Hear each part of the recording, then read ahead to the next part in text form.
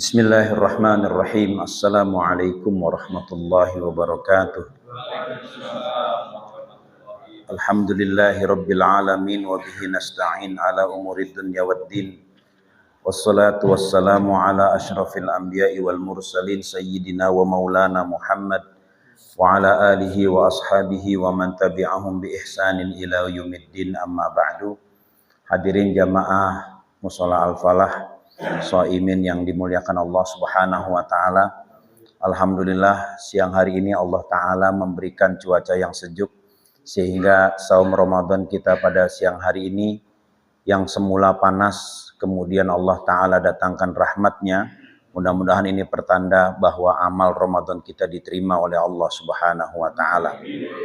Hadirin jamaah yang dimuliakan Allah, bulan Ramadan merupakan bulan yang penuh dengan berkah. Pilihannya tinggal pada diri kita, apakah kita ingin memperbanyak keberkahan atau hanya cukup menikmati satu keberkahan, yaitu keberkahan waktu yang Allah berikan kepada kita.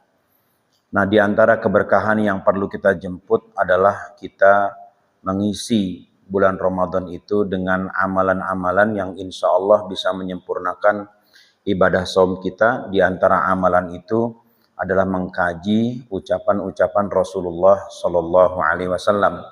Ini sebagaimana dikatakan oleh Nabi Shallallahu Alaihi Wasallam, Allahummarham khulafai, ya Allah berikanlah rahmat kepada para khalifahku. Para sahabat bertanya, waman khulafauka ya Rasulullah, memang siapa para khalifah anda wahai baginda? Nabi Shallallahu Alaihi Wasallam mengatakan, alladzina yahfadzuna aqwali wa yu'allimunahan nas, yaitu orang-orang yang menghafal, yang mengingat dan menjaga semua ucapanku dan mengajarkan semua ucapanku itu kepada orang lain. Hadis ini diriwayatkan oleh Imam At-Tabrani di dalam Mu'jamnya dengan sanad yang jayyid atau sanad yang bagus. Nah, ini menunjukkan bahwa orang yang mempelajari hadis Nabi Shallallahu Alaihi Wasallam dan orang yang mengajarkan serta menyebarkan ucapan-ucapan Nabi Muhammad Shallallahu Alaihi Wasallam oleh Rasulullah Shallallahu Alaihi Wasallam disebut sebagai para khalifah Rasulullah Shallallahu Alaihi Wasallam. Artinya mereka mendapatkan fasilitas sebagaimana fasilitasnya Khulafaur Rasyidin, para khalifah yang mendapatkan petunjuk. Apa itu fasilitasnya? Maka orang yang mempelajari hadis, menyampaikan hadis, mengamalkan hadis, Rasulullah Shallallahu Alaihi Wasallam memberikan jaminan bahwa orang itu mendapat fasilitas mujabud dakwah, doa-doanya gampang dikabulkan oleh Allah Subhanahu wa taala. Maka kebanyakan para ahli hadis itu adalah para wali, waliyum min auliyaillah.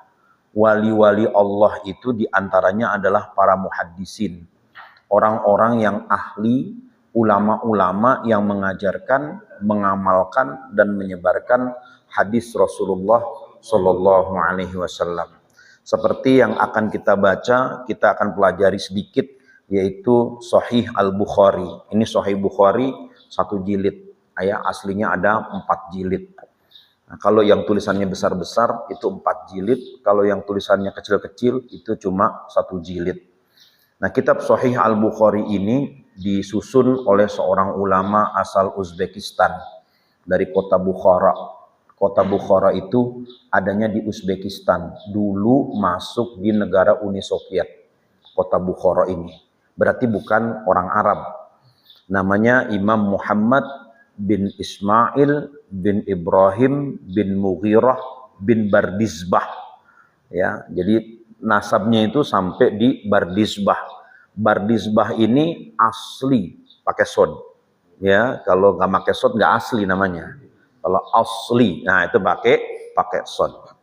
Bardizbah ini adalah orang Uzbekistan yang masuk Islam ketika dakwah Islam itu dibawa oleh sepupunya Nabi Muhammad SAW yang bernama Al-Qusam ibnu Abbas radhiyallahu an. Ya, jadi Sayyidina Abbas, pamannya Nabi, punya anak laki-laki, kalau saya nggak salah ingat ada 3. Yang pertama Al-Fadl, ya, kalau orang sini nyebutnya Fadel. Al-Fadl, kemudian yang kedua Al-Qusam, dan yang ketiga Abdullah. Nah, Abdullah ini yang dikenal sebagai turjumanul Quran, orang yang dianugerahi oleh Allah kemampuan untuk menghafal Al-Quran, memahami isi kandungan Quran, dan didoakan oleh Nabi Shallallahu Alaihi Wasallam sebagai orang yang ahli di dalam Al-Quran dan agama. Ini anak laki-laki bungsu Sayyidina Abdullah bin Abbas radhiyallahu anhu. Nah, abangnya yang bernama Al-Qusam ini beliau hijrah, melakukan penaklukan terhadap wilayah Samarkand. Samarkand itu masuk wilayah Uzbekistan. Nah, beliau wafat di sana, seorang sahabat. Nah, kakek buyutnya Imam Bukhari yang bernama Bardizbah ini menerima dakwah dari Al-Qusam ibnu Abbas radhiyallahu anhu. Artinya dia ketemu dengan sahabat Nabi Shallallahu Alaihi Wasallam. Berarti Imam Bukhari bukan orang Arab. Nah, Imam Bukhari namanya Muhammad bin Ismail. Nah, beliau menulis Sahih Al-Bukhari, ya, kalau tidak salah jumlah hadisnya itu sebanyak 7.563 hadis yang dinilai oleh Imam Bukhari sebagai hadis-hadis sahih. Beliau hafal kurang lebih 500.000 hadis. Hafal 500.000 hadis yang dimasukkan ke dalam sahihnya ini 7.563 hadis. Hadis pertama berbicara tentang innamal a'malu binniyat. Hadis terakhirnya berbicara tentang ucapan yang paling disukai oleh Allah Subhanahu wa taala, yaitu subhanallah, subhanallahi wa bihamdihi, subhanallahil azim. Itu hadis terakhir dari Sahih Al-Bukhari. Hadis pertamanya innamal a'malu binniyat, hadis terakhirnya subhanallahi wa bihamdihi, subhanallahil azim. Jadi kalau ngapalin itu gampang, yang pertama dan yang terakhir. Nah, kalau kita baca surat Al-Kahfi misalnya agak repot, maka bacanya 10 ayat pertama dan 10 ayat terakhir. Udah. Hafalin 10 ayat pertama, hafalin 10 ayat terakhir, itu sudah sama membaca surat Al-Kahfi. Baca Sahih Bukhari begitu. Hadis terakhirnya apa? Yaitu ucapan Nabi Shallallahu Alaihi Wasallam. Ya, ada 2 ucapan kata Nabi, 2 kalimat yang paling disukai oleh Allah Subhanahu wa taala, ringan di lisan kita. Kalimatani habibatani ilar rahmani. Ada 2 ucapan, 2 kalimat yang Allah suka, dan kalimat itu khafifatani alal lisan, mudah sekali diucapkan oleh lisan kita. Ya, apa itu? Kata Nabi, saqilatani fil mizan, tetapi meskipun ringan, kalimat itu berat di dalam timbangan amal menurut Allah Subhanahu wa taala, yaitu subhanallahi wa bihamdihi, subhanallahil azim. Hadis riwayat Bukhari. Itu hadis terakhir di dalam Sahih Bukhari. Nah, saya menerima periwayatan Sahih Bukhari ini dari guru saya, Kiai Ahmad Marwazi. Kiai Ahmad Marwazi menerima periwayatan ini dari Syekh Muhammad Yasin Al-Fadani. Nah, ini buktinya punya ijazah periwayatan. Jadi baca ini punya riwayat. Nah, saya bacakan riwayatnya dari mana? Riwayatnya panjang sekali. Ya, disampaikan oleh Syekh Muhammad Yasin Al-Fadani. Beliau mendapatkan riwayat Sahih Bukhari ini dari 4 jalur, 4 guru yang beliau tulis bersambung sampai Imam Bukhari. Syekh Yasin sendiri jumlah gurunya berapa? Jumlah gurunya 792 orang. Itu jumlah gurunya. Sampai diingat, dicatat semua gurunya. 792 orang. Kita gurunya berapa? Nah, kan begitu kan? Jadi beliau punya guru 792 orang. Ini ulama nih, ulama besar. Orang Padang. Bapak ibunya orang Padang, hijrah ke Mekah Al-Mukarramah. Bapaknya berdagang dan mengajar di madrasah di Mekah. Lahir anak dikasih nama Muhammad Yasin, dan satu lagi beliau punya adik namanya Ibrahim. Meninggal di Jatinegara adiknya itu. Adiknya Syekh Yasin Al-Fadani namanya Syekh Ibrahim Al-Fadani. Nah, Syekh Yasin ini ulama besar di bidang hadis, disebut sebagai musnidul asr, pemegang sanad pada masanya. Kenapa? Karena semua ilmu agama itu beliau punya jalurnya sampai kepada penulisnya. Kalau belajar Sahih Bukhari, beliau punya jalur sampai Imam Bukhari. Belajar Sahih Muslim punya jalur sampai Imam Muslim. Ini sebagaimana tercatat di sini. Ya kan? Ini salah satu catatan Syekh Yasin terhadap guru-gurunya. Ada lagi di rumah saya, di rumah itu satu catatan tebelnya itu dua kali kitab ini, catatan tentang guru-gurunya. Bayangin, saking cintanya sama guru, dia catat gurunya itu sampai 2 jilid kitab begini. Itu saking cinta sama gurunya. Maka di antara tanda berkahnya ilmu seseorang itu, dia cinta kepada orang yang mengajarkan ilmu kepadanya. Itu di antara tanda berkahnya ilmu. Yang kedua, di antara tanda berkahnya ilmu itu, dia cinta kepada hidayah. Itu cinta, bahwa dia berkah kepada ilmu. Jadi tanda ilmu itu berkah, bukan undangan banyak di mana-mana, bukan. Ya kan? Undangan banyak di mana-mana bisa dibikin. Yang kagak terkenal bisa dibikin terkenal. Yang kagak enak bisa dibikin enak. Itu kalau pakai unsur duniawi. Hadirin yang dimuliakan Allah, Syekh Yasin Al-Fadani, saya bacakan saja di sini satu periwayatan beliau yang beliau terima berdasarkan sanad sampai kepada Imam Bukhari. Ya. Nah, jadi beliau mengatakan akhbarana bihi syuyukhus sittah bi asanidihim al-marrah anifan ilal Imam Yahya bin Mukarram At-Tabarri Al-Makki. Bahwa beliau menerima sanad ini dari semua gurunya yang mengajarkan kutubus sittah, 6 kitab hadis. 6 kitab hadis.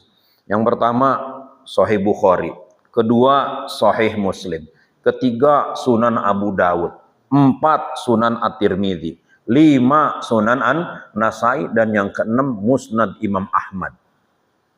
Ini kita belajar begini nih, sampai mati juga belum selesai. Beneran, apalagi bapak-bapak seumur begini, Pak, sampai Musnad Imam Ahmad.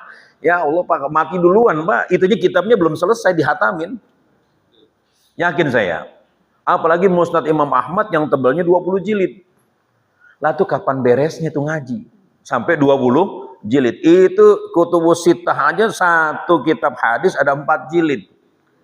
Hitung aja 4 kali 5 sudah 20 jilid. Ketemu lagi Musnad Imam Ahmad 20 jilid. Berarti 40 jilid. Ini beresnya kapan ngaji begini? Tapi orang zaman dulu berkah. Ya kan? Saking berkahnya waktu bisa tuntas itu ngaji kutubus sittah. Syekh Yasin bukan cuma kutubus sittah. Beliau itu mengkaji 10 kitab hadis kutubul asyrah. Ditambah lagi Mustadrak Imam Hakim, ditambah lagi Sahih Ibnu Hibban, ditambah lagi Sahih Ibnu Khuzaimah, ditambah lagi Sunan Ad-Darimi. Jadi 10 kitab hadis. Itu gimana belajarnya? Wallahu a'lam. Itulah diantara karomah orang yang mempelajari ilmu agama. Jadi buat ulama yang namanya karomah itu, ya, yang menurut hitungan kita sulit, buat dia nggak sulit, itu karomah. Bukan bisa jalan di atas air, bukan. Kan kalau kita mengartikan karomah itu bisa jalan di atas air. Ya kan? Kalau karomah zaman sekarang itu bisa ngedatengin duit, itu karomah zaman sekarang. Ya, ada nggak duitnya? Ada 10 triliun di kantong saya. Itu karomah itu. Ya kan? Duitnya mana Pak? Ada duitnya, ada. Triliunan di kantong saya ini ada. Ini catatannya nih. Itu karomah zaman sekarang. Ya kan? Gak usah dipikirin siapa yang ngomong begitu Pak. Ya kan, Bapak cari aja di YouTube ada kok gitu kan. Ya, orang yang bilang bisa datengin duit triliunan rupiah. Nah, Syekh Yasin Al-Fadani mengatakan bahwa guru-gurunya itu punya sanad sampai kepada Imam Yahya bin Mukarram At-Tabarri Al-Makki. Ya, lalu kemudian dia mendapatkan sanadnya dari siapa? Dari Syekh Izzuddin bin Abdul Aziz bin Umar bin Fahad Al-Hashimi Al-Makki. Lalu meriwayatkan dari siapa? Dari Imam Jalaluddin As-Suyuti, penulis tafsir Jalalain. 3. Ya, meriwayatkan dari siapa? Dari gurunya Imam Ibnu Hajar Al-Asqalani. 4. Meriwayatkan dari siapa? Meriwayatkan dari gurunya Ibnu Ishaq Ibrahim bin Ahmad At-Tanuhi. sima'an, mendengar sampai tuntas, sampai 7.563 hadis.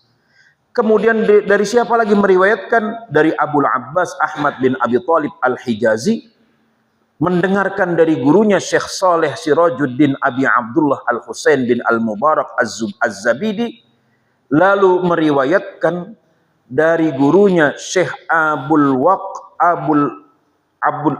Awwal bin Isa bin Shu'aib, ya, As-Sajizi Al-Harawi, meriwayatkan dari gurunya Syekh Jamalul Islam Ibnul Husain Abdurrahman bin Muhammad Al-Mudhaffar, meriwayatkan dari gurunya Abu Muhammad Abdullah bin Ahmad bin Hamawi As-Sarkhasi, meriwayatkan dari gurunya Abu Abdullah Muhammad bin Yusuf bin Matar bin Saleh Al-Fariri, dan meriwayatkan langsung dari Imam Bukhari radhiyallahu anhu.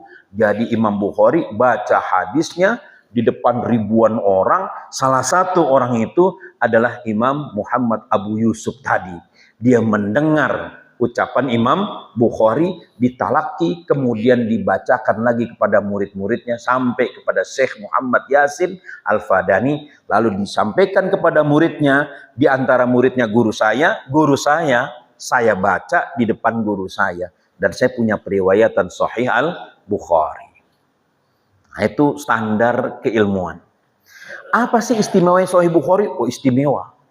Dikatakan, kata para ulama hadis, as-sahhul kutub ba'dal Quran, Sahihul Bukhari wa Sahihul Muslim. Kitab yang paling sahih setelah Al-Quran ada dua. Quran ini yang pertama, ini sahih dari segi periwayatan. Nggak ada ucapan manusia di situ. Semuanya disampaikan langsung oleh Nabi SAW kepada para sahabat, sehingga tidak mungkin ada yang salah dari Al-Quran. Lalu apa di bawahnya? Sahih Bukhari, kemudian Sahih Muslim. Nah, para ulama mengatakan orang yang di rumahnya ada Sahih Bukhari dan dia sering membaca Sahih Bukhari, maka tidak akan ada kefakiran itu di rumahnya. Rumahnya nggak bakal dilanda kefakiran, kekurangan, kalau sering baca Sahih Bukhari. Ini keramat nih kitab ini, ya kan, Sahih Bukhari. Nah, Imam Bukhari sendiri disebut sebagai waliyum min auliyaillah. Karena ketika beliau mau menulis ini, beliau mimpi berjumpa atau melihat Rasulullah sallallahu alaihi wasallam. Kata Imam Bukhari, "Ra'aitu Rasulullah sallallahu alaihi wasallam fil manami wa biyadayya mirwahatun adhubbu wajhahu au adhubbu biha." Saya melihat Rasulullah Shallallahu Alaihi Wasallam di dalam mimpi, dan saya memegang kipas untuk mengipaskan wajah Rasulullah Shallallahu Alaihi Wasallam. Lalu fa'ataitu ba'dha masyayikhi, lalu saya datangi beberapa guru saya, di antaranya gurunya adalah Ishaq bin Rahawayh. Apa kata gurunya? Kata gurunya, anta tudhibu anhul kadhiba, engkau nanti yang akan menghilangkan semua kebohongan-kebohongan yang didasarkan atau yang disandarkan kepada Rasulullah Sallallahu Alaihi Wasallam. Nanti semua berita bohong, semua ucapan bohong yang disangkut-sangkutkan kepada Nabi, kamu yang akan membersihkannya, membereskannya. Maka dari situ saya mulai menulis satu hadis. Saya kumpulkan setiap satu selesai saya menulis satu hadis, atau sebelum saya menulis satu hadis, kata Imam Bukhari, terlebih dahulu saya sholat 2 rakaat. Sebelum nulis hadis, beliau sholat dulu 2 rakaat. Minta kepada Allah istikharah, mana kira-kira hadis yang perlu saya tulis. Ini ditulis nggak? Ini ditulis nggak? Maka beliau pilih hadis yang sahih, betul-betul sahih, karena sebelum menulis, beliau sholat istikharah dulu. Ini Imam Bukhari, bayangin 2 rakaat dikali 7.563 hadis, berarti berapa ribu rakaat Imam Bukhari sholat. Dan beliau selesaikan Sahih Bukhari itu di Raudhah, di dekatnya makam Rasulullah Sallallahu Alaihi Wasallam.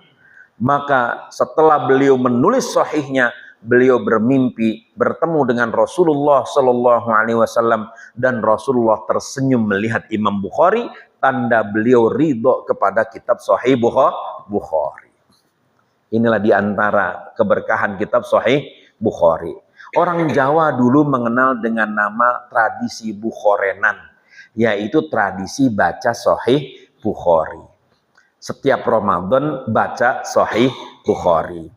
Ketika ada bencana baca Sahih Bukhari. Maka di antara karomah lainnya dengan kitab Sahih Bukhari ini, insya Allah Allah akan menjauhkan kita dari bala. Ya kan? Kalau kita baca Sahih Bukhari.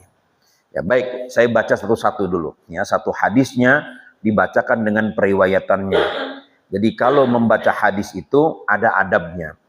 Adab yang pertama tadi mengucapkan alhamdulillahirabbil alamin sampai kepada wabihi nasta'in. Kemudian dilanjutkan dengan amma ba'du fa inna asdaqal hadisi kitabullah.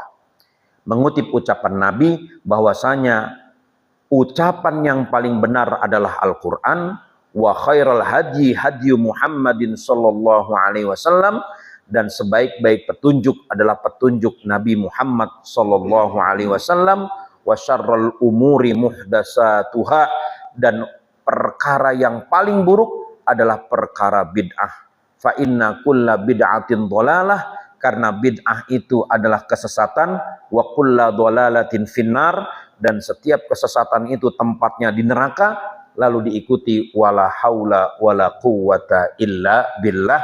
Kita berlindung kepada Allah jangan sampai kita semuanya masuk neraka. Kemudian kita baca bismillahirrahmanirrahim. Qala al-Imamul Bukhari, ya, dikatakan kita membaca ya wa bisanadihil muttasil, dengan sanad bersambung ilal Imamil Bukhari. Ya, dengan sanad bersambung sampai kepada Imam Bukhari radhiyallahu anhu, kitabu bad'il wahyi, kitab permulaan wahyu. Ya, qala Syekhul Imamul Hafidh Abu Abdullah Muhammad ibn Ismail ibn Ibrahim ibn al-Mughirah al-Bukhari rahimahullahu taala, amin. Berkata Imam Bukhari, babu kaifa kana bad'ul wahyi ila Rasulillah sallallahu alaihi wasallam. Bab yang membicarakan tentang bagaimana permulaan wahyu kepada Rasulullah sallallahu alaihi wasallam. Wa qaulullahi jalla dzikruhu, Allah taala yang sebutannya sangat agung berfirman, inna auhayna ilaika, sungguh kami wahyukan kepada engkau wahai Nabi, kama auhayna ila Nuhin, sebagaimana kami mewahyukan kepada Nabi Nuh, wan nabiyyina min ba'dih, dan para nabi sesudahnya. Barulah masuk di sini qala al-Imamul Bukhari radhiyallahu anhu wa bisanadihi ila Rasulillah sallallahu alaihi wasallam. Berkata Imam Bukhari dengan sanadnya, dengan mata rantainya sampai kepada Rasulullah sallallahu alaihi wasallam. Haddatsanal Humaidi, telah bercerita menyampaikan kepada kami Al-Humaidi. Ini nama suku. Siapa namanya? Abdullah bin Zubair, Abdullah bin Az-Zubair Al-Humaidi. Ini gurunya Imam Bukhari yang merupakan teman Imam Syafi'i. Kenapa yang pertama nama ini yang disebut oleh Imam Bukhari? Karena Abdullah bin Zubair ini merupakan keturunan dari suku Quraisy. Imam Bukhari mengamalkan hadis qaddimu Quraisyan, dahulukanlah segala sesuatu itu dalam urusan agama dengan Quraisy. Kenapa Quraisy? Karena Nabi adalah keturunan Quraisy. Maka Nabi mengatakan al-a'immatu min Quraisyin, bahwa pemimpin itu dari bangsa Quraisy. Itu kata Nabi. Maka Imam Bukhari memuliakan ucapan Nabi itu dengan menempatkan ulama pertama di dalam riwayatnya, ulama keturunan Quraisy, yaitu temannya Imam Syafi'i yang bernama Imam Abdullah bin Az-Zubair Al-Humaidi. Sehingga dari sini Kiai Hasyim Asy'ari menyimpulkan bahwa Imam Bukhari mazhabnya Syafi'i. Karena Imam Bukhari banyak mengambil ilmu dari teman sekaligus muridnya Imam Syafi'i, yaitu Imam Abdullah bin Az-Zubair Al-Humaidi. Qala, beliau berkata, Imam Abdullah bin Zubair Al-Humaidi, haddatsana Sufyan, telah menyampaikan, telah menceritakan kepada kami Sufyan. Siapa Sufyan di sini? Sufyan di sini adalah Sufyan bin Uyainah, guru dari Imam Asy-Syafi'i. Imam Sufyan bin Uyainah ini disebut sebagai Syekhu Makkah, sebagai gurunya orang-orang Mekah. Qala, beliau berkata, haddatsana Yahya bin Sa'id Al-Ansari.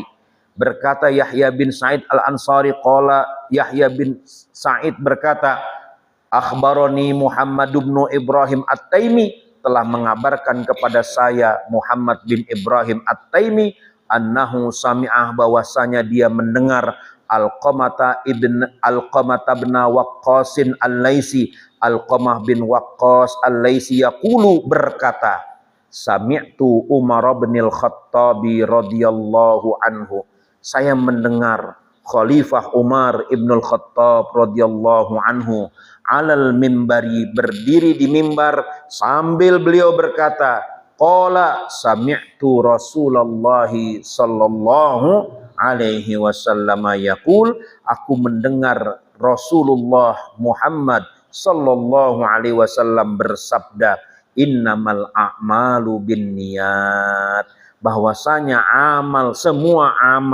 perbuatan itu bergantung kepada niatnya. Wa innamal likulli imri'im ma nawa, bahwasanya setiap perbuatan itu bergantung kepada apa yang diniatkan. Faman kanat hijratuhu ilallahi wa rasulihi, faman kanat hijratuhu ila dunya yusibuha, siapa yang niat hijrahnya untuk mendapatkan kenikmatan dunia, au imra'atin yankihuha, atau untuk mendapatkan perempuan yang mau dia kawini, fahijratuhu ila ma hajara ilaihi, maka hijrahnya itu kepada apa yang sudah diniatkannya. Ya, hadis pertama dari Sahih Al-Bukhari. Ini hadis tentang niat. Nah, kemudian disempurnakan lagi riwayatnya, atau ada tambahan di dalam riwayat Imam Muslim, faman kanat hijratuhu ilallahi wa rasulihi fa hijratuhu ilallahi wa rasulih. Jadi Imam Muslim itu murid dari Imam Bukhari. Jadi Bukhari dan Muslim. Babun, ya, masih terkait dengan bab sebelumnya. Haddatsana Abdullah bin Yusuf, telah menceritakan kepada kami Abdullah bin Yusuf. Qala, dia berkata, akhbarona Malikun, telah mengabarkan kepada kami Malik, an Hisham bin Urwah, dari Hisham bin Urwah, an abihi, dari ayahnya, ya, yaitu Urwah. Urwah ini merupakan maula atau pembantu dari Aisyah ummul mukminin, istri Nabi Muhammad sallallahu alaihi wasallam, Aisyah ummul mukminin radhiyallahu anha. Annal Harits bin Hisham radhiyallahu anhu, kata Sayyidah Aisyah radhiyallahu anha, bahwa Al Harits bin Hisham, seorang sahabat, sa'ala Rasulullah sallallahu alaihi wasallam, bertanya kepada Rasulullah sallallahu alaihi wasallam. Faqala, pertanyaannya ini, ya Rasulullah, wahai Nabi Allah, kaifa ya'tikal wahyu, bagaimana sih wahyu itu datang kepadamu, datang kepada Anda? Faqala Rasulullah sallallahu alaihi wasallam, maka Rasulullah sallallahu alaihi wasallam menjawab, ahyanan, kadang-kadang, ya'tini mithla salsalatil jaras, wahyu itu mendatangi saya seperti bunyi lonceng, wa huwa asyadduhu, dan suaranya sangat keras, ya, suaranya sangat keras. Asyadduhu alayya fayufsimu anni wa qad wa'aitu anhu, ya, karena suaranya keras itu, maka sampai terasa pekak telinga saya mendengar suara tersebut. Ya, wa'aitu anhu maqala, dan saya ingat apa yang disampaikan melalui wahyu tersebut. Wa ahyanan, ya, kadang-kadang, yatamatsalu li al malaku, malaikat Jibril itu menampakkan dirinya kepadaku, rojulan, sebagai orang laki-laki. Disebutkan bahwasanya malaikat Jibril kalau datang kepada Nabi dalam rupa seorang laki-laki, malaikat Jibril itu selalu menyerupai seorang sahabat Nabi yang bernama Dihyah Al-Kalbi. Ada sahabat Nabi yang ganteng, namanya Dihyah. Dihyah ini ganteng sekali, dan seringkali malaikat Jibril itu menyerupai wajah Dihyah. Sehingga Nabi pernah satu waktu salah duga, jangan-jangan ini Dihyah. Bukan, padahal itu adalah malaikat Jibril. Wa yukallimuni, dan dia menyampaikan, berbicara kepadaku, menyampaikan kata-kata kepadaku, fa'ima yaqulu, dan saya ingat, saya simpan apa yang dikatakan oleh malaikat Jibril. Qalat Aisyah radhiyallahu anha, Aisyah radhiyallahu anha berkata, walaqad ra'aituhu yanzilu alaihil wahyu, saya pernah melihat Nabi sallallahu alaihi wasallam ketika turun wahyu kepada beliau, fil yaumis syadidil bardi, pada hari yang sangat dingin suhunya, fayafsimu anhu wa inna jabinahu layatafassad, ini agak enggak kelihatan, wa inna jabinahu layatafassadu arakan, dan terlihat padahal cuaca yang sangat dingin itu kening Nabi keluar keringat, padahal cuaca sangat dingin. Begitu Rasulullah menahan beratnya wahyu. Ini hadis kedua di dalam riwayat Bukhari. Bapak Ibu yang dimuliakan Allah, kenapa dibacakan tadi panjang tuh sanadnya nama-nama orang itu? Kata guru saya, Syekh Yahya Abdul Razak Al-Ghausani, di antara hikmah kenapa dibacakan nama ulama yang meriwayatkan hadis ini merujuk kepada yang dikatakan oleh Al-Imam Abdullah bin Al-Mubarak. Ini ulama zaman dulu, ulama tabi'in. Kata Imam Abdullah Al-Mubarak, bidzikris salihina tanzilur rahmah. Kalau kita sebut nama orang soleh, maka rahmat akan turun. Tuh, ya kan? Bidzikris salihina tanzilur rahmah. Dengan menyebut nama orang soleh, rahmat akan turun. Jadi ini nama-nama orang soleh semua nih, nama wali semua. Yahya bin Bukair, Sufyan, Malik, Hisham, disebut nama-namanya itu. Ya, dengan menyebut nama orang soleh, tanzilur rahmah, rahmat akan turun. Makanya nggak salah kalau para ulama menyimpulkan, jika Sahih Bukhari ini kita baca di rumah itu insya Allah nggak bakal kesusahan. Ya kan? Ya paling nggak punya duitnya 5 juta lah, paling nggak punya duitnya segitu. Paling-paling nggak punya duitnya segitu, lagi nggak punya duit nih, cuma ada 5 juta, kan begitu kan? Ya, BBM aja udah mahal kan begitu kan? Oplosan lagi kan gitu kan?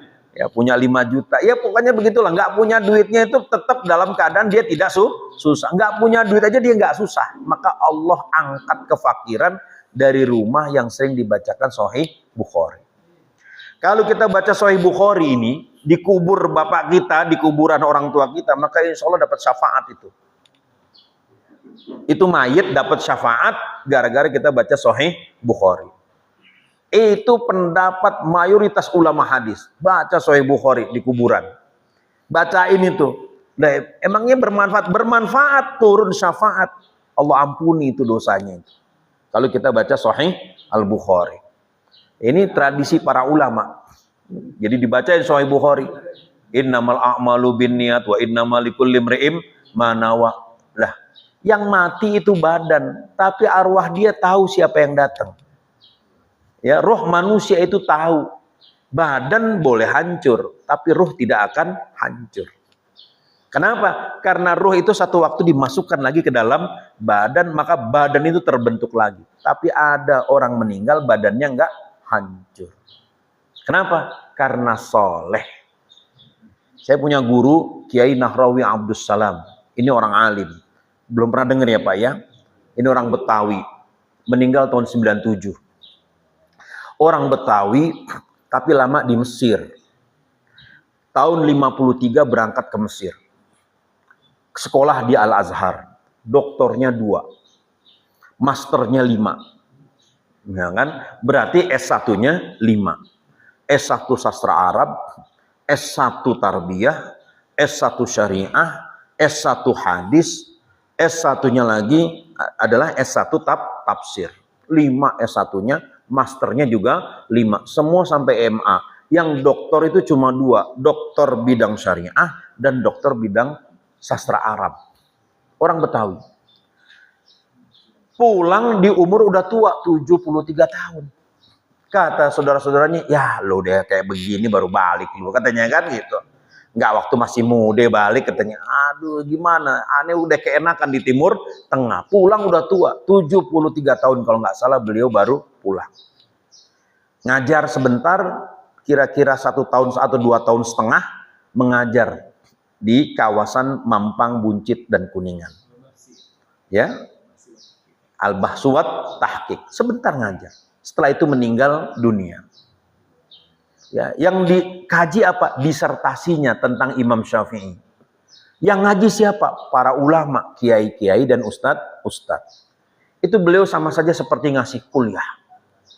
Meninggal dunia, kajian belum selesai, beliau meninggal dunia tahun 97 beliau wafat. Tahun 2015 makamnya kena gusur rumah sakit MMC Kuningan. Karena dimakamkan di belakang rumah sakit MMC. Ada kebutuhan MMC ingin memperluas bangunan sehingga harus menggusur makam Kiai Nahrawi Abdus Salam. Akhirnya digalilah makam beliau, dipindahkan ke pemakaman keluarga. Orang mengira sudah hancur karena dimakamkan tahun 97, dibongkar 2015. Berapa tahun kira-kira? 18 tahun. Harusnya udah hancur. Karena menurut hitungan mayat itu hancur 3 tahun. 3 tahun sudah tinggal tulangnya. Di Makkah itu, di Ma'la, setiap 3 tahun makam itu dibongkar. Kalau sudah tinggal tulang, dipindahkan ke gurun pasir. Ya, ke dekat Mina. Dipindahin ke sana jauh. Nanti ada lagi jenazah baru. Karena kalau di Ma'la saya perhatikan makam itu pakai beton dindingnya. Bawahnya itu di alas pasir. Jadi taruh begitu aja ditutup, udah. Nanti diuruk dengan pasir. Ditunggu 3 tahun, udah tinggal tulang, pindahin. Nah, Kiai Nahrawi Abdus Salam ketika dibuka itu seperti baru dimakamkan kemarin. Padahal sudah dimakamkan 18 tahun. Seperti baru kemarin meninggal, kain kafannya masih bersih, badannya tidak hancur, bersih dan wajahnya tersenyum. Ya, orang mau foto udah ada HP, nggak boleh, jangan difoto. Jangan difoto. Udah jangan difoto. Pokoknya nggak boleh ada kamera. Dipindahkanlah jenazah beliau ke pemakaman keluarga. Ini tanda beliau sudah alim soleh. Kenapa? Karena bumi tidak akan memakan jasad orang yang soleh.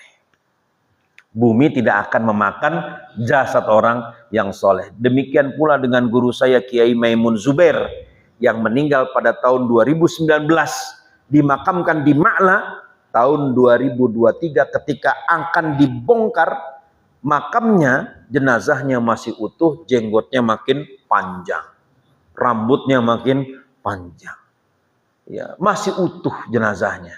Sama seperti makamnya Syekh Nawawi Al-Bantani yang dimakamkan di Ma'la. Ada lagi yang lebih ajib, yaitu Imam Ibnu Hajar Al-Haytami yang dimakamkan di Ma'la. Setelah 4 tahun dimakamkan di Ma'la, mau dipindah, apa yang terjadi? Ini kabar yang rame di kota Mekah. Yang tahu orang-orang tua di Mekah. Apa kabarnya? Ketika itu penjaga kubur mau memindahkan jenazah Imam Ibnu Hajar, maka beliau melihat posisi jenazah dalam keadaan duduk tahiyat akhir menghadap ke Masjidil Haram. Langsung la haula wala quwwata illa billah, tutup lagi makamnya. Itu kondisi orang soleh. Sudah ada buktinya. Ya, mau dipindahin, ternyata jenazahnya lagi duduk tahiyat akhir, menghadap ke Masjidil Haram. Ya Allah. Karena Rasulullah mengatakan bahwasanya Nabi Musa alaihissalam ketika beliau mengalami peristiwa Mi'raj, beliau melihat Nabi Musa sedang sholat di kuburnya. Ya, Nabi SAW melihat Nabi Musa sedang sholat di dalam kuburnya. Kata Nabi, fa innal anbiya'a ahya'un fi kuburihim. Para nabi itu hidup di kubur mereka. Jangan pernah mengatakan mereka mati. Jadi kalau misalnya ada orang dia membacakan Sahih Bukhari atau membacakan Quran di kuburan, maka itu bermanfaat buat mayit yang ada di dalamnya. Ada manfaatnya. Ya kan? Mayitnya siapa? Mayitnya itu siapa saja. Karena Imam Ahmad mengatakan kalau kita masuk pemakaman, kita baca Al-Ikhlas, kita baca Al-Falaq, kita baca An-Nas, maka semua yang kita baca itu menjadi syafaat buat semua yang dikuburkan di situ. Kalau kita masuk ke lokasi pemakaman, ini juga sama. Kita baca nih di makam orang tua kita. Haddatsana Abdullah bin Zubair. Terus dibaca sampai ucapan Rasulullah Shallallahu Alaihi Wasallam, maka insya Allah yang dikubur itu mendapatkan ampunan dari Allah Subhanahu Wa Taala. Jadi dibacakan panjang nih nama sanadnya, ya nama-nama orangnya, mata rantainya dibacakan untuk apa? Tanzilur rahmah, supaya rahmat itu turun kepada kita. Ya, ini nggak lama ini, insya Allah sebentar lagi selesai. Ya gitu kan? Sebab kalau nggak diberhentiin, ini sampai buka puasa. Kan gitu. Babun, ya, yang ketiga Imam Bukhari mengatakan wabihi wa ilaihi. Imam Bukhari dengan sanadnya sampai Rasulullah Sallallahu Alaihi Wasallam. Haddatsana Yahya bin Bukair, telah menceritakan kepada kami Yahya bin Bukair.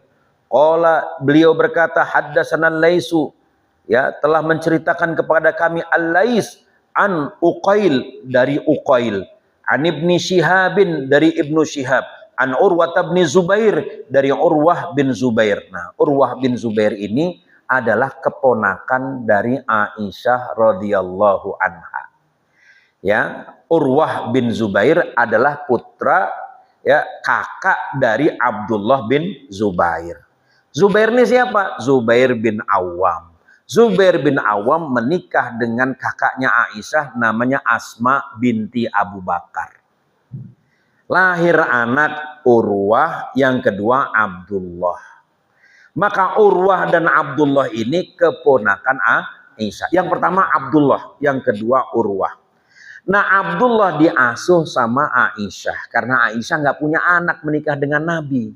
Sehingga Aisyah itu karena dia bibinya Abdullah dikasih julukan Ummu Abdillah, emaknya Abdullah. Ini kebiasaan orang Arab. Jadi ibu Ummu Abdillah, emaknya Abdullah, bukan berarti Abdullah anaknya dia, bukan. Itu bisa jadi anak dari kakaknya, diurus sehingga orang bilang, lo urus ponakan udah kayak anak sendiri, kalau bahasa Betawi begitu. Maka akhirnya dikasih julukan Ummu Abdillah. Nah, ini ada kaitannya nanti dengan hadis Nabi mengatakan inna abi wa ummi finnar. Bapak sama emak saya juga masuk neraka.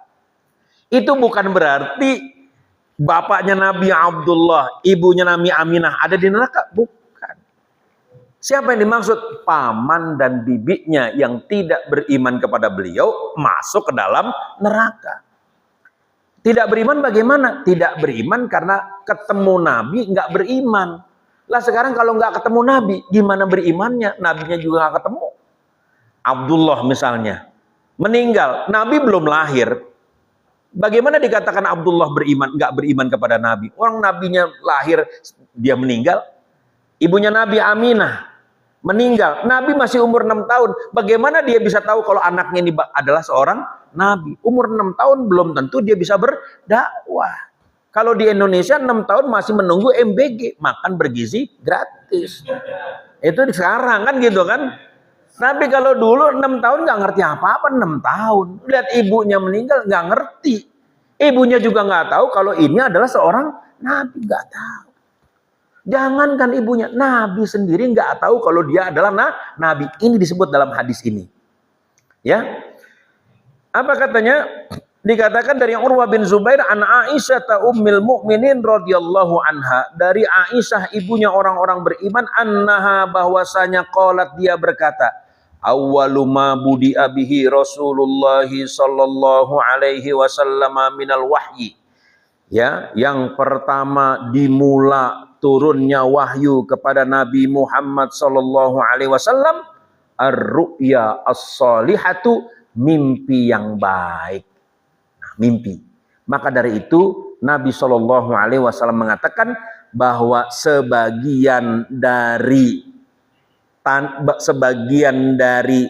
kenabian yang disisakan setelah Nabi meninggal adalah mimpi orang-orang soleh. Kata Nabi, setelah aku meninggal wahyu putus kecuali satu. Apa itu? Mimpinya orang-orang soleh. Sehingga Nabi mengatakan, ittaqu firasatal mu'min fa innahu yanzuru binurillah. Hati-hati dengan firasatnya orang yang beriman karena dia melihat dengan cahaya Allah. Maksudnya mimpi orang soleh. Orang soleh itu kalau mimpi, waduh, ini isyarat ini. Kenapa? Karena sebagian dari wahyu itu yang ditinggalkan sampai hari kiamat mimpi orang soleh. Ar-ru'ya as-salihah.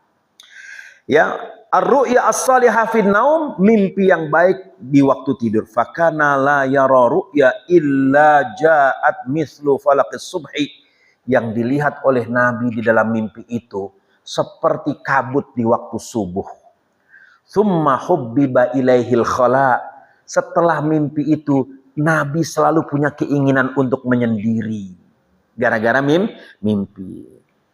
Bagaimana menyendirinya? Wa kana yakhlu bi ghari Hira'in fayatahannasu fihi. Nabi sallallahu alaihi wasallam menyepi menyendiri di Gua Hira, fayatahannasu fihi wa huwa at-ta'abbud. Nabi beribadah. Salat enggak? Salat. Loh, kan ini belum Isra Mi'raj. Iya betul, Nabi salat. Salatnya bagaimana? Mengikuti syariatnya Nabi Ismail alaihissalam. Salatnya salat seperti syariat Nabi Ismail. Barulah setelah Isra, peristiwa Mi'raj, disempurnakan salat itu. Ada rukuknya. Berarti Nabi pertama kali salat nggak pakai ruku. Berdiri langsung sujud. Sampai kemudian diajarkan oleh malaikat Jibril, tuh di depan pintu Ka'bah ada tandanya marmer yang beda di depan pintu Ka'bah. Di situ Nabi pertama kali diajarkan oleh malaikat Jibril sholat. Maka orang dulu ngejar bagaimana keutamaan sholat di situ, karena disitulah pertama kali Nabi sholat diajarin malaikat Jibril. Sholat apa? Sholat zuhur yang pertama kali diajarkan. Tempatnya dikasih tanda itu. Oh, di situ tempatnya. Ya kan? Ini kalau kita ngerti, makanya sebelum berangkat haji ilmunya dulu dapat supaya sampai sana nggak pelangap loh, plongo kan gitu loh. Yang ditahu cuma bin Daud dan Al-Baik. Ya kan gitu. Iya, bin Daud Al-Baik. Akhirnya karena cuma paham Al-Baik, bukan baca talbiyah labbaik Allahumma labbaik, bacanya Al-Baik Allahumma Al-Baik. Kenapa? Dapat ayam goreng satu. Gitu. Jadi ilmunya dulu sebelum berangkat haji, ilmunya dulu. Ada apa di Mekah nih? Ya kan? Kalau kita belajar ini, oh tahu at-ta'abbud al-layali dawatil adad. Selama beberapa waktu tiap malam Nabi pergi ke Gua Hira. Kita bisa bayangin pada waktu itu jalan ke Hira itu nggak kayak sekarang, Pak. Sekarang enak, banyak jalan tembus. Dulu bergunung-gunung begini, Pak, jalan itu. Dan ada monyet, Pak. Monyetnya monyet babon. Bukan monyet yang di situ Cibubur situ. Bukan, Pak. Itu mah gampang, Pak. Yang biasa suka ngambil makanan di restoran tuh, Pak, monyetnya. Nah, lempar donat makan. Beda, Pak. Babon, Pak. Monyetnya monyet babon, Pak. Saya pernah lihat, Pak, monyet babon itu di sana, Pak. Jadi jangan dikira, wah gunung begini nggak ada binatang. Oh salah. Ada anjing. Kilab, orang Mekah mengatakan. Anjingnya juga tinggi, Pak. Jadi Nabi SAW beberapa malam datang ke situ ke Gua Hira. Kita bisa bayangkan itu nanjak gini, Pak, nanjak, turun lagi, nanjak begini, turun lagi. Memang kalau ditarik garis lurus 7,5 kilo dari Masjidil Haram. Tapi kalau begini-begini, Pak, itu bisa 2 kali, bahkan bisa 3 kali, bisa 20 kilo. Nabi jalan ke situ, ya tahannas. Maka kemudian dikatakan di sini, ya, qabla ayyanzi'a ila ahlihi wa yatazawwadu lidzalika. Nabi sebelum melakukan itu, Nabi biasanya sering pulang kadang-kadang ke rumah keluarganya, ke rumah istrinya Khadijah. Aisyah nggak ketemu dengan Khadijah. Aisyah nggak ketemu, nggak pernah ngelihat Khadijah gimana mukanya. Karena Khadijah meninggal, Aisyah baru lahir. Tapi herannya Pak, kok Aisyah cemburu sama Khadijah Pak? Nah, itu perempuan Bu, mohon maaf Bu, kan gitu kan. Itu kalau udah yang lain disebut Pak, cemburu walaupun belum pernah ketemu. Ya kan, Aisyah itu nggak pernah ketemu dengan Khadijah. Jadi Nabi pulang ke rumah Khadijah, yatazawwad, Nabi itu wa yatazawwadu lidzalika, pulang ke rumah itu buat ngambil bekal lagi, berangkat lagi. Tsumma yarji'u ila Khadijah fayatazawwadu limithliha, kemudian beliau kembali pulang ke rumah Khadijah mengambil bekal. Hatta ja'al haqqu wa huwa fi ghari Hira, sampai datanglah perintah kebenaran itu ketika Nabi datang, Nabi ada di Goa Hira. Inilah peristiwa nuzulul Quran. Peristiwa nuzulul Quran ini. Lalu kemudian faja'ahul malak, datang seorang malaikat kepada Nabi, faqala iqra, baca. Nabi ketakutan, lagi diem, mana nggak ada lampu, gelap. Goa Hira itu nggak luas Pak, sempit Goa Hira itu. Datang makhluk besar memerintahkan Nabi untuk membaca. Kaget Nabi, siapa ini? Iqra, baca.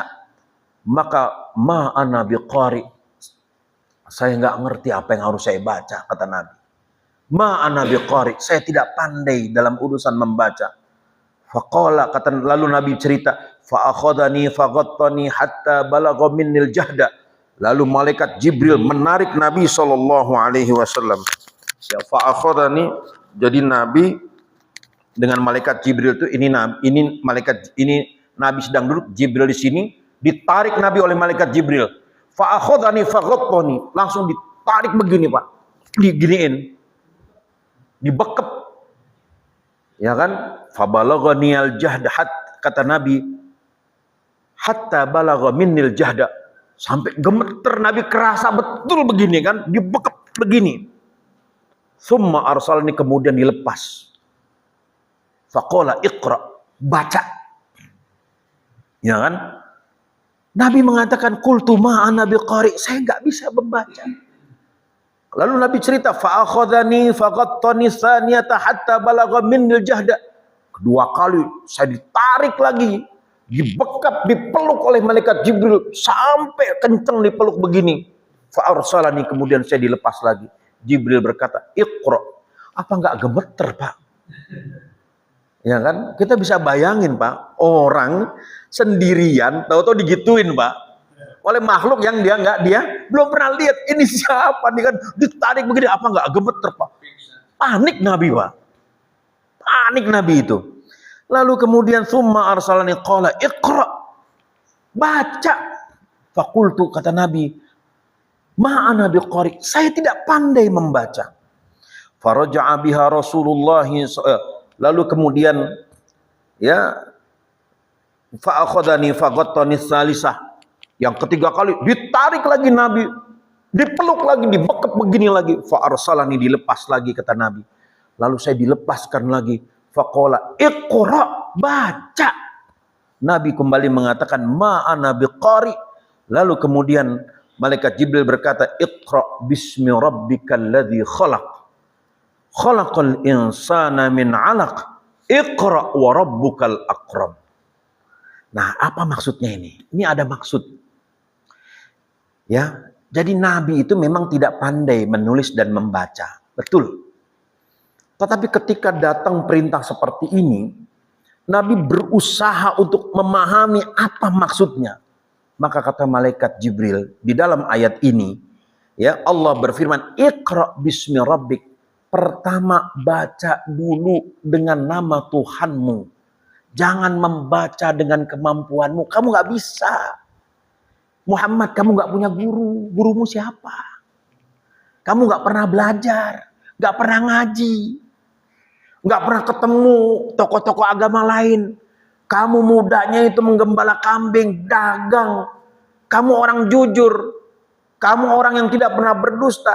Kamu jangan pernah maksa sesuatu yang memang kamu nggak bisa. Iqra bismi rabbik, baca dengan nama Tuhanmu. Artinya apa? Mintalah pertolongan Allah terlebih dahulu ketika kita memulai sesuatu. Nah, Iqra bismi rabbik. Bismi rabbikal ladzi khalaq, yang telah menciptakan. Khalaqal insana min 'alaq, menciptakan manusia dari sesuatu yang menggantung. Bukan segumpal darah, menggantung. Kenapa? Karena darah. Karena kalau sudah ketemu sperma dengan telur di dalam ovarium, kantung telur perempuan itu, maka terjadi pembuahan. Pembuahan pertama itu dia akan menggumpal menjadi darah yang bergantung alaqun di mana? Di dinding rahim. Dia menggantung tuh di rahim tuh, begini gantung. Dari situlah mulanya penciptaan manusia. Lalu kemudian khalaqal insana min 'alaq, iqra wa rabbukal akram. Baca, dan Tuhanmu yang maha mulia. Faraja'a biha Rasulullah sallallahu alaihi wasallam yarjufu fuaduhu. Maka Nabi langsung pulang ke rumah, bergetar hatinya, gemetar Rasulullah sallallahu alaihi wasallam. Fadakhala ala Khadijah binti Khuwailid. Lalu beliau menemui Khadijah, dicari istrinya. Luar biasa, suami sayang istri kayak begini.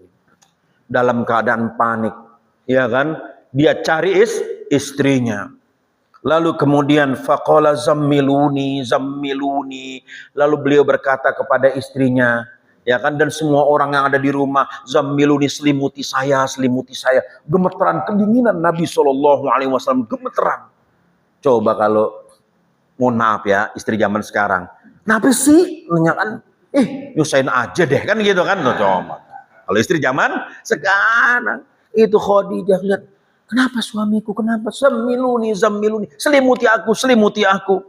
Lalu kemudian dikatakan lagi, ya kan, fazammaluhu hatta dhahaba anhu rau'u. Lalu kemudian diselimutilah Nabi SAW. Udah tidur-tidur, hatta dhahaba anhu rau'u, sampai rasa takut itu hilang. Diselimutin, dipegang, dipeluk. Ini Khadijah, Masya Allah. Bagaimana mungkin Nabi melupakan Khadijah? Qala li Khadijah wa akhbaroha al-khabar. Faqala li Khadijah, lalu Nabi bercerita kepada Khadijah tentang apa yang dialami. Ya kan? Laqad khasyitu ala nafsi, kata Nabi, saya takut ada apa-apa dengan diriku. Jangan-jangan saya gila nih. Saya takut. Ya kan? Laqad khasyitu ala nafsi. Faqalat Khadijah, maka lalu kemudian Khadijah berkata, kalla wallahi, demi Allah wahai suamiku, ma yukhzikallahu abada, enggak mungkin Allah membuat kamu sulit, enggak mungkin. Enggak mungkin, enggak mungkin. Ya, kamu enggak usah takut. Suamiku sayang, enggak mungkin Allah membuatmu sulit. Innaka latasilur rahim, sungguh engkau selalu menyambung silaturahim. Wa tahmilul qalla, dan engkau selalu menolong orang-orang yang susah. Ya, engkau selalu menolong orang-orang yang lemah, orang-orang yang membutuhkan. Lalu kemudian wa taksibul ma'dum, engkau selalu menolong orang-orang miskin yang enggak punya harta. Wa tuqrid dhaif, engkau selalu memuliakan tamu yang datang ke rumah. Wa tu'inu ala nawaibil haq, dan engkau selalu menolong orang yang tertimpa musibah. 5 sunnah Nabi sebelum mendapatkan risalah. 1, menyambung silaturahim. 2, menolong orang susah. 3, membantu orang miskin.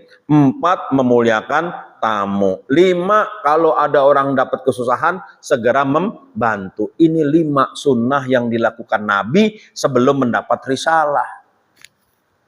Jadi kalau ada orang ngaku ngamalin sunnah, nih parameternya 5 ini nih, sering silaturahmi apa enggak?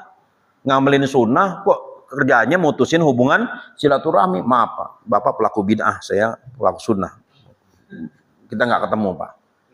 Ini bukan pelaku sunnah namanya, bukan pengamal sunnah. Orang pengamal sunnah itu selalu menyambung silaturahim. Loh, waktu Nabi terima wahyu, emang nggak ada bibinya yang jahiliyah? Banyak. Ya kan, emang nggak ada pamannya yang penyembah berhala? Banyak. Tetapi Nabi sambung silaturahmi, didatangi oleh Nabi untuk menunjukkan keluhuran kemuliaan agama Nabi dan akhlak Nabi. Nah ini. Jadi ini memuji, boleh memuji orang dengan tujuan untuk mengangkat mental orang itu jika jatuh. Tuh. Di sini para ulama menyimpulkan, boleh sih muji di depan orang. Di depan orangnya boleh, kalau orang itu sedang jatuh mental kita puji. Enggak, kamu tuh begini hebat kok. Anak kita misalnya lagi jatuh semangatnya Pak. Ya kan, anak kuliah semangatnya jatuh, kita puji. Nah, kamu itu pinter nak. Ya Allah nak, jangan kayak begini. Kamu tuh pinter. Wah, waktu lahir nak, ya Allah kamu tuh kecil, kamu tuh dibotakin 40 kali nak. Apa kurang gitu kan Loh, katanya kalau dibotakin 40 kali kuat ingetannya, katanya begitu. Saya dibotakin 40 kali sama ibu saya. Ya kan gitu. Ya, kamu waktu kecil dibotakin 40 kali, masa ya kamu ngaku goblok sih? Nggak mungkin lah kan gitu kan. Ayo nah, semangat kan gitu. Boleh muji orang di depannya kalau dia lagi jatuh mental, supaya mentalnya naik gitu ya. Begitu. Tapi nggak boleh muji orang di depan orangnya kalau nggak lagi ngapa-ngapain. Kenapa? Itu akan bikin dia sombong. Khadijah memuji Nabi langsung di depan Nabi ketika Nabi dalam keadaan ketakutan. Khasyitu ala nafsi, saya takut dengan keadaan diriku. Aku nggak mungkin Allah itu nyusahin kamu wahai suamiku, kamu selalu nyambung silaturahmi. Nggak mungkin, mana orang yang nyambung silaturahmi itu jatuh derajatnya di mata Allah. Naiklah mental Nabi. Kemudian dikatakan lagi ya di dalam hadis ini dilengkap, fantalaqat bihi Khadijatu hatta atat bihi Waraqah bin Naufal ibni Asad ibni Abdul Uzza ibna ammi Khadijah. Ya, lalu kemudian Khadijah pergi menemui Waraqah bin Naufal ya bin Asad bin Abdul Uzza ibnu ammi Khadijah, anak pamannya Khadijah atau sepupunya Khadijah. Wa kana imro'an, Waraqah ini adalah seseorang tanassara yang menganut Nasrani fil jahiliyah, pada masa jahiliyah. Satu-satunya Nasrani zaman dulu. Ya, Nasrani zaman dulu. Zaman sekarang beda. Beda, ya kan? Zaman sekarang beda. Ya kan, kalau zaman sekarang kan ada macam-macam ini. Ini Nasrani zaman dulu. Beliau adalah orang yang menganut Nasrani pada masa jahiliyah. Wa kana yaktubul kitabal Ibrani, dan dialah yang menulis kitab dalam bahasa Ibrani. Fayaktubu minal injili bil Ibraniyah masyaallahu ayyaktuba, beliaulah yang menulis kitab Injil dalam bahasa Ibrani sebagaimana yang diwahyukan Allah kepada Nabi Isa alaihissalam. Artinya tidak ada penyimpangan dari Injil yang ditulis oleh Waraqah bin Naufal. Wa kana syaikhan kabiran, pada waktu itu ketika Khadijah ketemu Waraqah, dia adalah seorang kakek yang sudah tua. Syaikhan kabiran, syekh itu artinya kakek, makanya mbah-mbah di sini sebutnya syekh. Ya kan? Bisa, boleh panggil Syekh kan? Syekh Waryono, boleh. Syekh Slamet. Kenapa? Artinya Mbah Slamet. Kan gitu kan? Mbah Waryono, Syekh Waryono. Kenapa? Syaikhon kabiran. Ini Waraqah bin Naufal sudah disebut orang tuh tua, Syaikhon kabiran. Qad amiya, dan sudah buta. Pada waktu itu sudah buta, sehingga dia tidak melihat Nabi Muhammad sallallahu alaihi wasallam. Faqalat lahu Khadijah, maka Khadijah bercerita kepada Waraqah, yabna ammi, wahai anak pamanku, isma min ibni akhika, tolong dengar cerita dari anak saudaramu ini. Faqala lahu Waraqah, lalu Waraqah bertanya kepada Nabi, yabna akhi madza tara, wahai anak saudaraku, memangnya kamu melihat apa? Apa masalahmu? Fa akhbarahu Rasulullah sallallahu alaihi wasallam khabara ma ra'a, maka Rasulullah sallallahu alaihi wasallam menyampaikan cerita apa yang sudah beliau saksikan. Faqala lahu Waraqah, lalu Waraqah berkata kepada Nabi, tahu enggak siapa yang datang kepada kamu itu? Hadan namus, itu namanya namus dalam bahasa Aramia. Jibril dalam bahasa Aramia namus. Alladzi nazzalallahu ala Musa, yang Allah turunkan kepada Nabi Musa alaihissalam. Ya laitani fiha jaza'an, andaikan usia saya masih muda seperti kambing muda yang bebas kuat lari kemana-mana. laitani akunu hayyan, andaikan umurku panjang, idh yukhrijuka qaumuka, ketika engkau diusir oleh kaummu. Itu Warokoh sudah meramal begitu. Kamu, wahai Nabi, wahai Muhammad, kamu bakal diusir. Faqala Rasulullah sallallahu alaihi wasallam, lalu Nabi bertanya sambil kaget, "Au mukhrijiyahum? Memangnya mereka bakal ngusir saya?" Qala, kata Warokoh, "Na'am, iya. Mereka nih, kaum kamu ini bakal ngusir kamu." Ya, summa ya'ti rajulun qad bimithli ma ji'ta bihi. Kata Warokoh, lam ya'ti rajulun qad bimithli ma ji'ta bihi illa udiya. Orang yang mendapatkan anugerah seperti yang kamu dapatkan sekarang ini pasti dimusuhi. Orang yang mendapat risalah wahyu, menyampaikan risalah, pasti dimusuhi, kata Warokoh. Ya, kalau kita baca kisah para nabi di dalam Quran, ya, Nabi Lut dimusuhi, Nabi Nuh dimusuhi, Nabi Hud dimusuhi, Nabi Saleh dimusuhi, Nabi Musa dimusuhi. Semua nabi punya musuh. Semua nabi punya musuh. Dimusuhi karena orang nggak suka dengan risalah. Lalu kemudian kata Warokoh, ya, illa udiya wa in yudrikni yaumuka ansuruka nasran mu'azzara. Kalau pada saat itu saya masih hidup, saya akan berikan pertolongan kepada engkau, wahai Nabi Muhammad sallallahu alaihi wasallam. Summa lam yalbath Waroqatu an tuwfiya. Tidak lama kemudian setelah itu Waroqah bin Naufal meninggal dunia, wa fataral wahyu, dan wahyu terputus. Hadis riwayat Bukhari. Nah, ini alhamdulillah sudah 3 hadis yang saya bacakan sambung menyambung dari guru saya sampai kepada Imam Bukhari, dan bapak-bapak sudah punya 3 hadis Bukhari yang nyambung sampai Imam Bukhari. Ini keberkahan buat kita semua, gitu kan. Alhamdulillah, ya, semoga Allah Ta'ala memberikan manfaat buat kita semua, ya, dengan kita mendengar hadis Rasulullah sallallahu alaihi wasallam. Allahumma anfa'na bima 'allamtana wa 'allimna ilman yanfa'una wa na'udzubika min ilmin la yanfa'una. Allahumma hdina bihudak waj'alna mimman yusari'u fi ridaq wa la tuwallina waliyan siwak wa la taj'alna mimman khalafa amraka wa 'asaq. Hasbunallah wa ni'mal wakil, ni'mal maula wa ni'man nasir. Sallallahu ala sayyidina Muhammad wa ala alihi wa sahbihi wasallam. Walhamdulillahi rabbil alamin. Barakallahu fikum. Subhanakallahumma wa bihamdika asyhadu an la ilaha illa anta astaghfiruka wa atubu ilaik. Assalamualaikum warahmatullahi wabarakatuh. Boleh. Insya Allah dia beriman kepada Nabi Muhammad sallallahu alaihi wasallam. Kenapa? Karena beliau punya komitmen mau menolong Nabi sallallahu alaihi wasallam. Yang kedua, beliau mengakui bahwa ini adalah Nabi. Di mana letak imannya? Keinginan dia untuk menolong. Dia kasih tahu. Tuh, ya kan, karena pada waktu itu belum disampaikan risalah, orang mengucapkan syahadat. Belum. Itu kan baru awal-awal. Ya kan, maka insya Allah Waroqah ma'an Nabi fil jannah, bersama Nabi di sorga. Walaupun pada saat itu dia masih Nasrani, tapi dia benar Nasraninya, mengakui ini adalah Rasul Allah. Ya, insya Allah begitu, karena dia punya keinginan menolong. Demi Allah, kalau andai kata saya panjang umur, saya tolong engkau wahai Nabi, kan begitu. Ya, insya Allah masuk sorga karena menolong Nabi Shallallahu Alaihi Wasallam dan mengakui itu adalah seorang Nabi, ahlul kitab.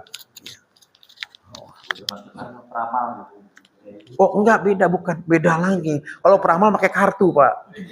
Ya itu, nah ya kan pakai kartu, Pak, beda kan gitu. Senayang gitu kan.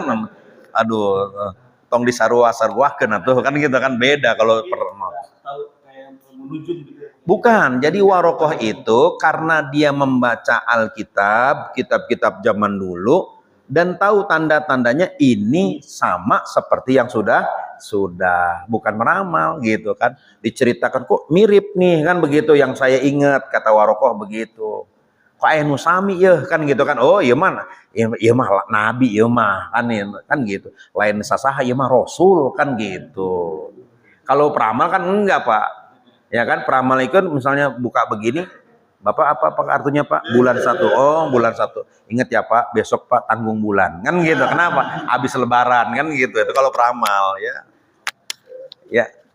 Gimana, Pak?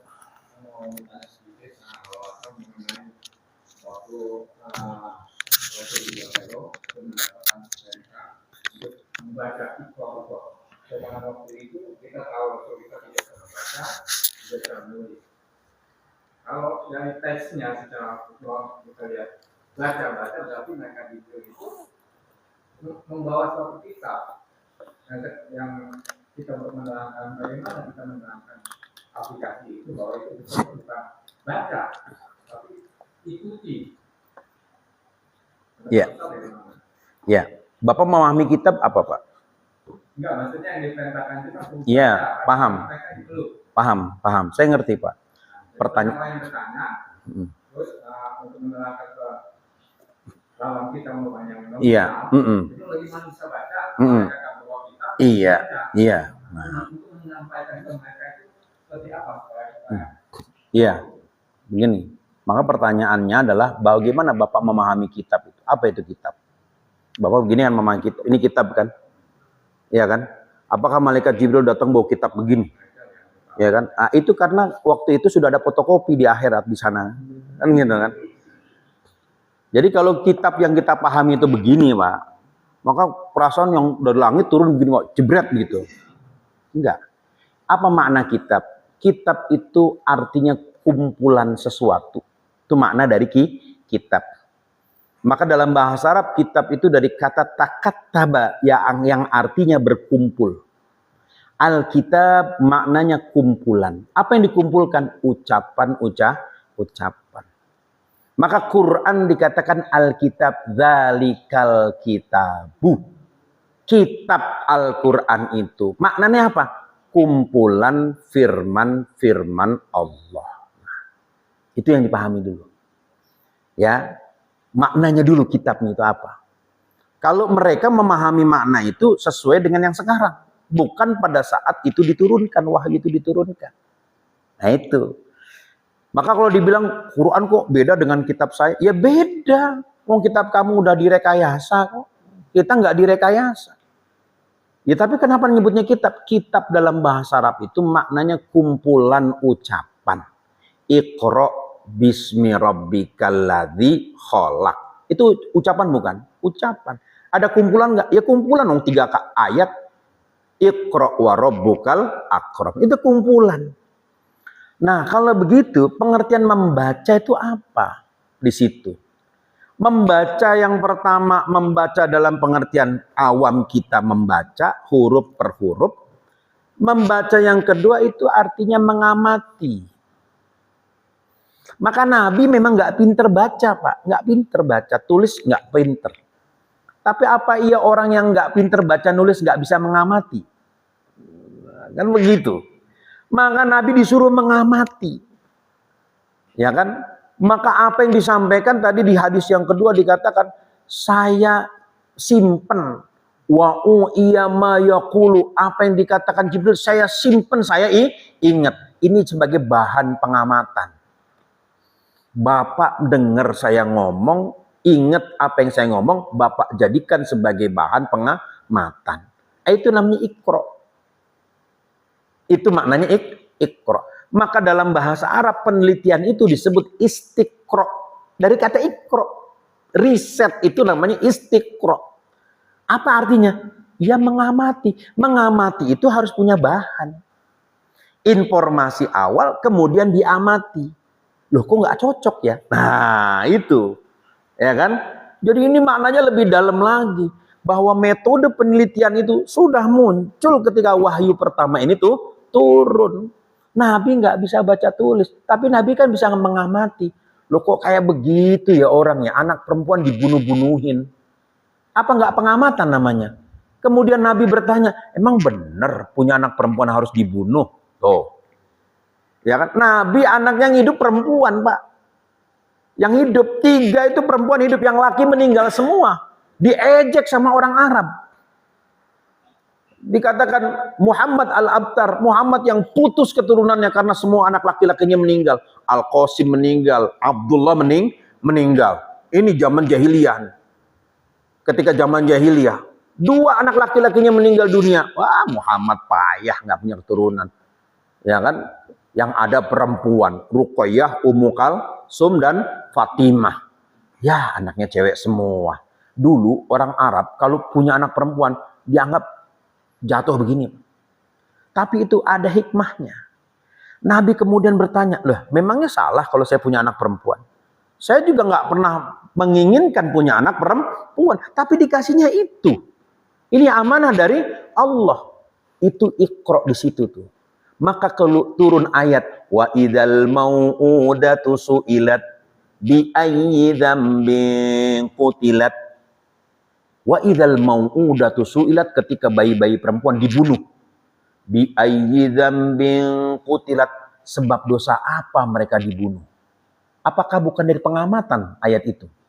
Maka Nabi mengamati Iqra bismi rabbik. Tapi pengamatan yang benar adalah pengamatan yang menggunakan wahyu Allah. Nih dasarnya itu Iqra. Maka Nabi itu akhirnya bisa mengangkat derajat orang Arab yang terbelakang, yang nggak dihitung, yang nggak ngerti baca dan tulis karena Al-Quran. Tuh dari Iqra, Pak. Makanya kitabnya apa dulu, makna kitabnya kan gitu. Ini kalau pakai caranya Rocky Gerung gitu, Pak. Gitu. Semua kitab apa maksudnya kitab? Kan begitu kan? Kalau kita fotokopian model hasil cetakan begini, memang ada percetakan di langit. Kan gitu kan? Turun kitab jebret kan begitu. Oh enggak, kitab itu maknanya kumpulan firman Allah. Sekali datang 3 ayat, sekali datang 5 ayat, datang lagi 6 ayat. Maka Nabi itu memberikan beban kepada sahabat menghafal 10 ayat. 10 ayat dulu ya, 3 hari dipahamin, udah ngerti, udah maksudnya paham, ya baru kemudian tambah lagi 10 ayat. Catat apa yang disampaikan oleh wahyu tadi, dicatat kata Nabi. Catat wahyu itu, dicatat oleh sahabat. Begitu Nabi mau meninggal, dirapihin dulu. Mana catatannya kemarin, dibaca oleh sahabat. Lalu kemudian, ya udah, ini susunannya begini. Kata Jibril susunannya begini, ini susunannya begini. Jadilah Al-Quran seperti yang kita baca sekarang. Masya Allah, itulah berkah di situ. Wallahu a'lam bishawab. Jadi menjelaskannya begitu, Pak. Ya kan, beda persepsi. Sama seperti begini, Pak. Nabi kok kawin sama anak kecil sih? Ya kan, anak 9 tahun dikawin. Wah, pedofil. Itu kalau pakai cara pandang orang zaman sekarang, Pak. Zaman dulu, pada zaman Nabi, Kaisar Romawi itu mengawini anak umur 5 tahun. Kaisar Persia mengawini anak umur 6 tahun, coba. Nabi 9 tahun dimasalahin. Lah itu Romawi yang 5 tahun, 6 tahun kok nggak dimasalahin?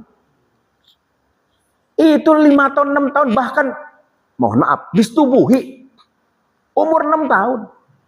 Nabi mengawini Aisyah 9 tahun nggak disetubuhi, Pak. Baru disetubuhi setelah usia balik. Usia 14 tahun. Kok 14 tahun? Lah Pak, kita kan pernah ngalamin zaman kemerdekaan tahun 45, tahun 55. Orang perempuan umur 13 tahun punya anak, ada nggak Pak? Banyak Pak, jangan-jangan nenek kita, mbah kita begitu Pak. Makanya jarak ibu dengan anak deket-deket kan gitu kan. Kok bedanya sama simbah kok? Simbo sama simbah bedanya 12 tahun. Ya iyalah, mbahmu punya simbo tuh waktu umur 12 tahun tuh coba. Ya. Makanya orang yang non muslim itu Pak nyerang Islam pakai cara pandang sekarang. Tidak menggunakan cara pandang zaman dulu. Kalau cara pandang zaman dulu ya boleh-boleh aja ngawinin anak umur 9 tahun, kenapa enggak? Ya kan gitu. Kalau pakai cara pandang zaman sekarang, ya salah Pak, pasti salah.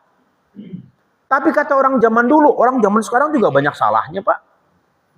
Kenapa? Kayak setan orang sekarang kan gitu kan. Orang zaman sekarang Pak, kalau pakai cara pandang orang zaman dulu, banyak salahnya Pak. Kok banyak salahnya? Lah iya, mana ada zaman dulu perempuan minta dilamar. Nggak ada. Kalau sekarang kan minta dilamar, perempuan datang ke rumah laki-laki. Bang, tanggung jawab nih, kan begitu Pak. Sambil nunjuk perutnya kan gitu loh. Apa bener yang kayak gitu? Ya nggak bener kan gitu kan. Tapi kalau zaman dulu kan enggak Pak. Ya kan? Zaman dulu nggak ada ceritanya perempuan mendatangi laki nggak ada. Kalau sekarang berani ngelabrak Pak. Boncengan 3 orang naik motor, bawa HP yang di tengah kan gitu kan. Ya, tanggung jawab lo, temen gua nih. Oh, kan gitu. Coba bayangin. Nauzubillah. Nah, ini masalah persepsi ya Pak ya, masalah persepsi. Wallahu alam bissawab. Baik, ya silakan.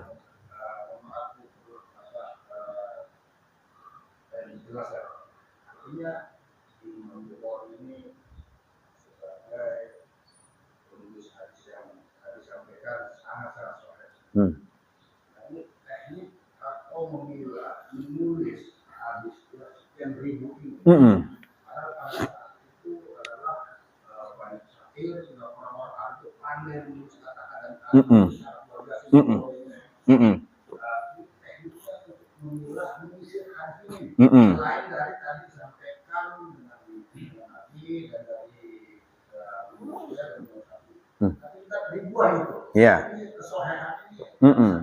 Iya, iya.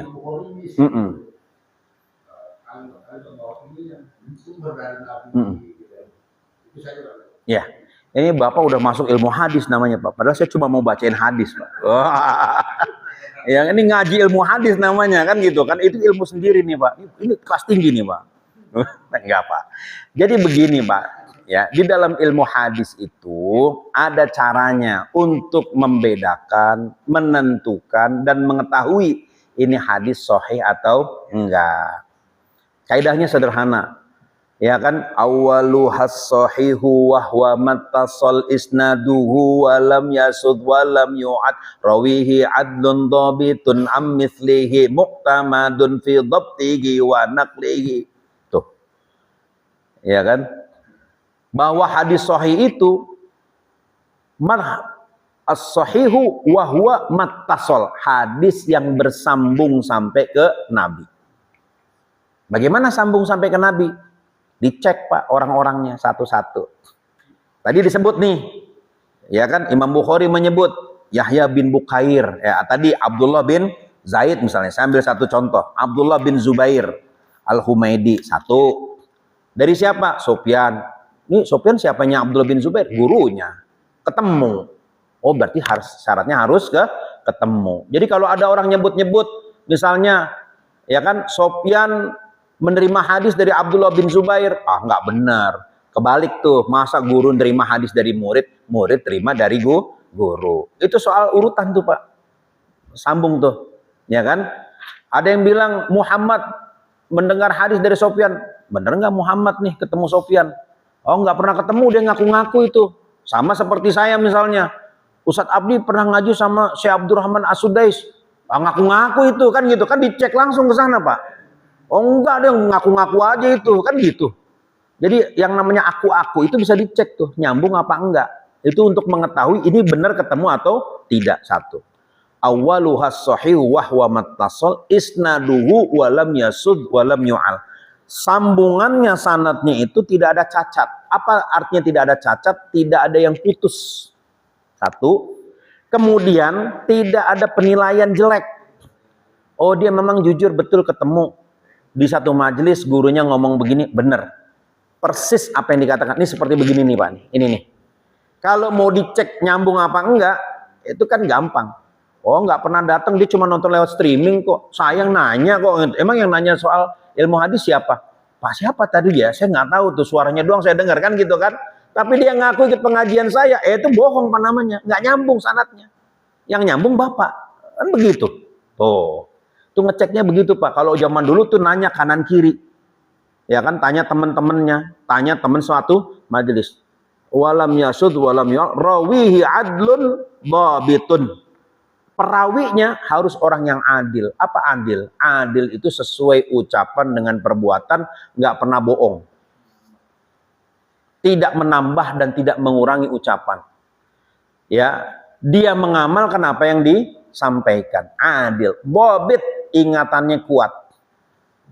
Ya, Mu'tamadun fi dhabtihi wa naqlihi, karena kuat ingatan dan ketika dia mengambil hadis itu bisa dijadikan sebagai sandaran. Kita percaya nih ingatannya kuat, nggak mungkin dia lupa. Ya Bapak seperti misalnya terima kabar dari teman, kan Bapak harus cek dulu. Bener nggak dari bos saya nih, kan gitu kan? Jangan-jangan ngarang-ngarang nih. Itu kalau dalam dunia percaloan kan begitu Pak. Ya kan, orang jual tanah. Ya kan dulu zaman-zaman tahun 90 di sini jual tanah. Tuh Pak Karta mau jual tanahnya tuh, kan gitu kan? 200.000 kan gitu kan per meter. Padahal yang dijual itu cuma 100.000. Kenapa? Ya kan buat saya 100.000. Tapi orang mau beli ketemu Pak Karta dihalang. Enggak, itu semua udah diserahin ke saya. Padahal nggak ada Pak. Begitu ketemu langsung Pak Karta, enggak, saya cuma ngelepas 90.000. Nah lu, itu berarti ngambil 110.000. Itu udah ilmu hadis dipakai Pak. Itu contohnya begitu, zaman dulu begitu. Imam Bukhari menyeleksi. Terus yang hebatnya lagi, Imam Bukhari itu ingat nama orang Pak. Itu ribuan nama orang dia ingat Pak. Ini tukang bohong, ini kata si ini ingatannya lemah. Yang ini pemalsu hadis, yang ini begini. Oh ada hadis dari ini? Enggak, ini enggak sahih. Kenapa? Dari siapa namanya? Dia ingat Pak nama orang Pak. Kenapa bisa begitu? Orang kalau jarang maksiatnya ingatannya kuat. Kalau jarang maksiatnya ingatannya pasti tajam, kuat. Kenapa? Jarang maksiat. Kalau kita kan ya sebagai hamba Allah yang biasa-biasa aja Pak, maksiat kita banyak. Begitu keluar musola ngeliat yang cakep, ya Allah, anak siapa itu kan begitu kan Pak? Itu udah maksiat Pak. Kalau ahli hadis enggak gitu Pak, langsung tutup mata. La haula wala quwata illa billah. Kalau kita tutup mata tapi dibuka dikit, cakep juga kan gitu. Itu jadi yang membuat ingatan kita nggak kuat adalah maksiat, ya, bukan busiat, ya Pak ya, maksiat. Ya, wallahu alam bisawab, ya Pak. Ya kita cukupkan sampai sini Pak ya. Ini ya insya Allah tanggal 16 aja ya. 16. Ya tanggal 16. Jadi saya sekalian ke situ. Oh yang ke. Ya sekalian aja gitu. Saya ini kan ke situ karena biasanya kalau udah jam 4 biasanya itu macet, orang nyari takjil. Ya, hari Ahad. Jadi saya dari sini ke situ deket gitu kan. Ya. Wallahu a'lam bishawab ya. Subhanakallahumma wa bihamdika asyhadu an la ilaha illa anta astaghfiruka wa atubu. Mohon maaf lahir batinnya Pak kalau ada yang kurang berkenan nih Pak ya.